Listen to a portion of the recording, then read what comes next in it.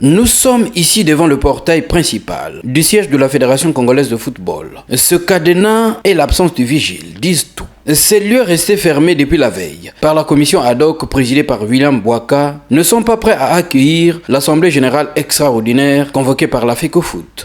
Quelques heures après, les délégués de l'Assemblée générale venus prendre part à l'Assemblée générale extraordinaire du jour arrivent sur les lieux, simultanément avec les membres du comité exécutif conduit par leur président Jean-Guy Blaise Mayolas, les représentants de la FIFA et ceux de la CAF, présents à Brazzaville pour superviser l'Assemblée générale extraordinaire de la FECOFOOT. Devant le siège de la FECOFOOT, le constat est accablant. Le portail hermétiquement fermé ne peut donner accès au siège pour la tenue de l'Assemblée générale extraordinaire qui a donc accouché d'une souris. Face à la presse, personne n'ose parler, ni les représentants de la FIFA, ni ceux de la CAF, pas même les membres de la FECOFOOT, moins encore l'huissier de justice venu constater la fermeture du siège de la FECOFOOT. Après constat de la FECOFOOT et surtout celui de la CAF et de la FIFA, le match devra, dans les heures, voire même les jours à venir, se jouer sur la voie de courriel de la FIFA qui analysera le rapport qui lui sera fait par ses représentants afin de décider sur cette crise de la FECOFOOT et la frange des présidents des clubs regroupés en une commission ad hoc.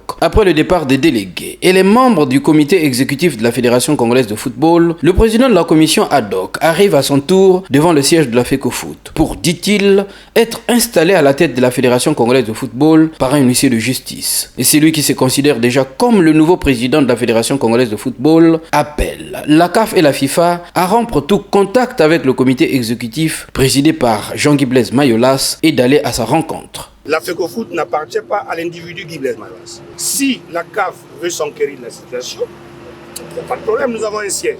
Nous allons les recevoir, bonne et due forme, ils verront tous les documents.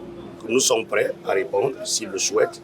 On peut les recevoir au centre. L'huissier arrive simplement pour installer la commission ad hoc. Cette crise qui vient livrer le football congolais en spectacle devant les représentants de la CAF et de la FIFA enfonce encore un peu plus le Congo dans une guerre d'individus dont le but n'est nullement de relancer le football congolais, mais celui clairement exprimé d'installer le chaos pour priver les milliers de jeunes Congolais et les techniciens de leur activité principale et leur gagne-pain.